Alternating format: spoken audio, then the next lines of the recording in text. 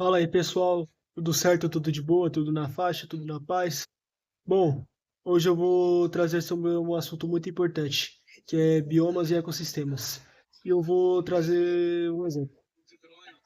Pense em uma plantação de milho, certo? Essa plantação de milho é um exemplo de ecossistema. Por quê? Dentro dessa plantação de milho, eu tenho fatores bióticos e fatores abióticos. O que são fatores bióticos? São os seres vivos. Eu tenho, por exemplo, o próprio milho sendo plantado, ele é um ser vivo porque é um tipo de planta. Eu tenho a água que é importante para a plantação de qualquer tipo de planta. Né? Toda planta vai precisar de um pouco de água, até os cactos, né? Mesmo eles crescendo em meio ao deserto, eles precisam de água e essa água eles tentam absorver ali do solo. É claro que eles vão precisar de muito menos água do que uma planta de casa, por exemplo. Né? Mas ainda assim eles precisam de um pouco d'água. Né? Eles possuem mecanismos próprios, né, para conseguirem absorver a maior quantidade de água possível, mesmo ela sendo escassa. Então a água é importante, né?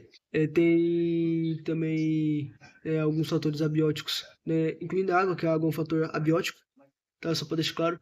Mas tem a luz do sol. A luz do sol é um fator abiótico, que vai ser importante para que a planta possa fazer a fotossíntese e, e assim liberar oxigênio, que é fundamental para a respiração.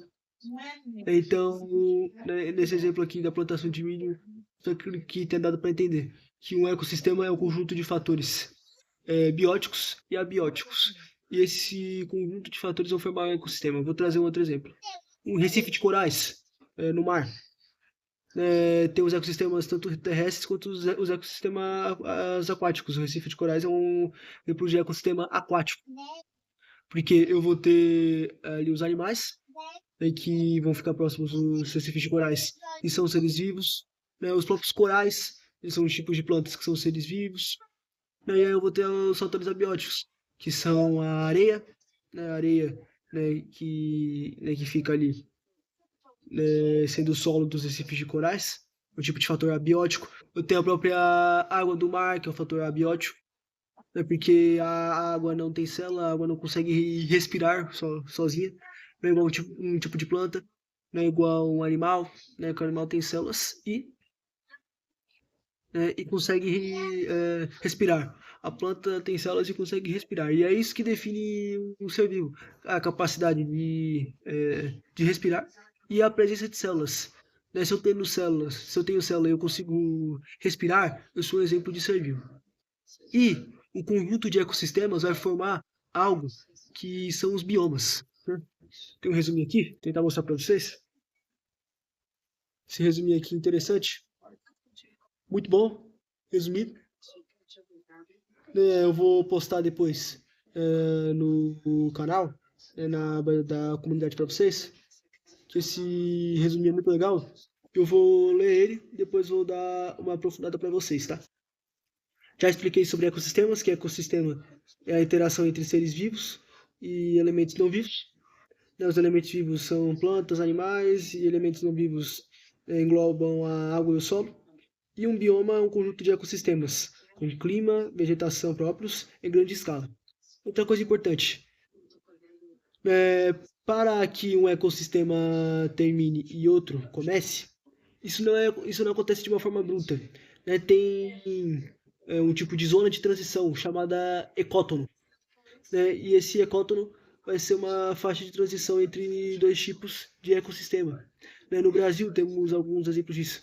Né? Temos o Cerrado da Amazônia, por exemplo disso, uma zona de transição entre um ecossistema do Cerrado e outro ecossistema da Amazônia.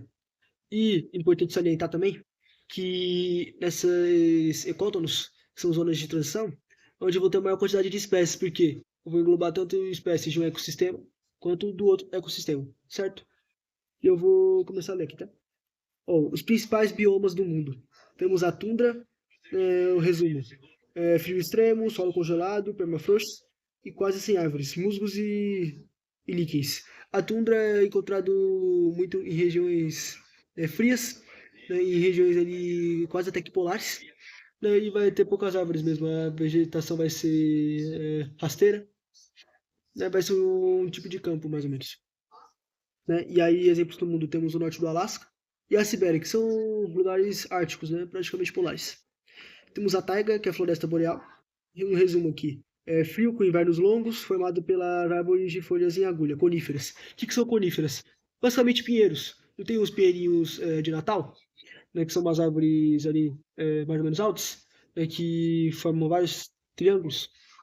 Né, forma um triângulo em cima, aí forma um triângulo maior no meio e um triângulo né, outro maior ainda embaixo. Né, o pinheiro ele vai crescer justamente nas taigas e nas florestas boreais. Tá na Argentina, por exemplo, acho que tem exemplos de taigas, né? É bem interessante isso aqui. Aí tem alguns exemplos do mundo, como na região do Canadá e norte da Europa, também regiões bem frias. Floresta temperada. Resumo, quente e úmido, com a maior biodiversidade do planeta. Exemplos no mundo. Floresta do Congo e Sudeste Asiático. A floresta temperada acontece em zonas temperadas, né? Por isso que tem esse nome de floresta temperada. E no Brasil temos ali na região do Rio Grande do Sul uma zona temperada, então tem florestas assim, né? Pantanal tem essas características também de ser quente e úmido, né? Aí tem a savana, né, o que resumindo, calor, gramíneas altas e árvores esparsas, com estação seca e chuvosa. Exemplos do mundo, savana africana e Masai Mara no Quênia. Sabe um exemplo disso, de savana? Além ali dos safaris? O Cerrado Brasileiro. O Cerrado Brasileiro é um tipo de bioma onde o clima no verão é quente e úmido, e no inverno é frio e seco, ou seja, são duas partes ali do ano bem definidas. Né? Tem dois tipos de climas bem definidos ali no bioma. Né? Além de ter árvores baixinhas, pequenas, esparsas, são árvores ali que não vão ultrapassar ali dos 4, 5 metros de altura no máximo, né? Porque tem árvores que dão aí uns 100 metros de altura. As folhas das árvores do cerrado, elas são grossas e couráceas. Couráceas porque tem um aspecto parecendo um couro. E elas são peludas. Sabe o boldo? É a folhinha de boldo que você pega, que ela é meio peluda, ela é uma folhinha mais grossa. Né? Isso tem a ver com o cerrado, é uma das características ali das folhas das árvores do cerrado. Além disso, tem uma vegetação muito arbustiva, isso, perdão aí, onde eu vou ter muitos arbustos. Eu vou ter um tipo de grama que não é muito alta. Né? A coloração das folhas também, né? As folhas não são tão verdes assim, porque não tem tanta umidade. E no Brasil, né, temos o Cerrado, que eu já falei, né, e o Cerrado ali na região do Centro-Oeste. Goiás, os Matos Grosso, né, Mato Grosso do Sul, o Mato Grosso, né, nessas regiões aí que vai ter a presença da savana. Né? Pradarias e estepes. Resumo: campos abertos com grama rasteira e poucas árvores. Exemplos do mundo: grandes planícies, Estados Unidos e pampas na Argentina. As pampas, eu também vou ter aqui no Brasil, né? Pampas, estepes, pradarias, tem esses nomes. Né? E ali no Rio Grande do Sul eu vou ter campos abertos mesmo. Né? Aí podendo ter geadas e eu não tenho tanta recorrência de árvores. Né? Eu tenho deserto. Resumo: chuva muito rara, grande variação de temperatura e vida adaptada à seca. Exemplos do mundo: deserto do Saara e o deserto no Atacama, no Chile. Não temos desertos aqui no Brasil, mas vocês sabem bem, né? O Saara e o Atacama, né? Tem uma alta amplitude térmica, onde é muito frio à noite, muito quente de dia, porque eu não tenho a água, que é o regulador térmico. Então as temperaturas são muito extremas, tanto para cima quanto para baixo. É um tipo de clima seco, onde as árvores têm que criar várias adaptações, eu já expliquei do cacto. Né? E agora eu vou entrar para o nosso querido aqui, ó, Brasil, ziu, ziu, ziu. Vou explicar sobre os 6 biomas do Brasil rapidinho. Cerrado. Eu já expliquei sobre o Cerrado, só vou ler aqui, tá? Conhecido como a savana brasileira, tem árvores tortuosas e solo ácido. Exemplo do Brasil, região centro-oeste, estados de Goiás, Mato Grosso e Tocantins. Amazônia, que também é conhecido como pulmão do mundo, apesar dessa frase não ser verdade, tá? Resumo: maior floresta tropical do mundo, clima equatorial e úmido e rica rede de rios. Exemplo do Brasil, norte do país, estados do Amazonas, Pará e Amapá. Apesar do solo da Amazônia ele não ser tão fértil, ele é um solo considerado pobre, ainda assim, né, pelo clima ser úmido, pelas temperaturas lá não serem tão extremas, como o Cerrado, por exemplo, muitas árvores, né, de grande porte conseguem se desenvolver e elas ficam sobrepostas sobre as outras, né? Tem árvore, né, por exemplo, eu tenho uma árvore aqui no topo, depois eu vou ter uma árvore mais baixinha, onde a árvore do topo vai cobrir as folhas dessa árvore mais baixa. Né? Vou ter uma rica rede de rios também, tem uma diversidade de animais e a Amazônia, ela não pode ser desmatada porque ela serve como um importante regulador térmico, porque não tem as tempestades de areia do Saara. A Amazônia, com a sua alta presença de árvores, ajudando na temperatura, impede com que, né, essa tempestade de areia atinja aqui o Brasil e deixe o clima mais quente, porque a areia do Saara, né, ela é muito quente porque o sol bate na areia, só que a areia não consegue refletir de volta, essa luz solar, esses raios UV do sol, né? Absorve muito, a taxa de albedo é baixa, né? Aí eu tenho a Mata Atlântica, que, resumindo, uma floresta muito úmida na faixa litorânea e hoje é atualmente fragmentada, mas com alta biodiversidade. Exemplos do Brasil: litoral e sudeste, e no estado de São Paulo, Rio de Janeiro e Paraná. A Mata Atlântica, apesar de ser muito importante, né, ela está sendo muito desmatada. É, Estima-se que só tem 15% da vegetação da Mata Atlântica original. Né?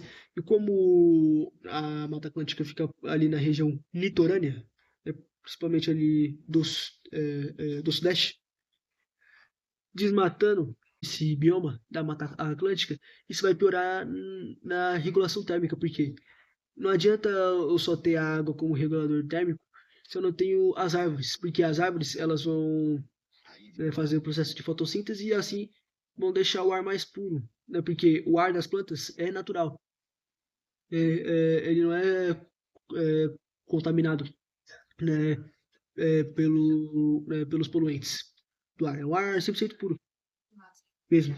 Né? E o desmatamento dessas árvores pode piorar no regulamento térmico e assim deixar a região litorânea mais quente do que já está, inclusive, né? Porque o Brasil todo está sendo afetado pelo fenômeno El Niño, que vai fazer com que as temperaturas aumentem bastante, né? Temos a Caatinga, que é um bioma exclusivamente brasileiro, né? E adaptado ao clima semiárido e vegetação com espinhos. Exemplos no Brasil: região Nordeste, estados de Ceará, Pernambuco e Bahia. É basicamente o sertão. Eu vou ter um clima quente e mais seco também.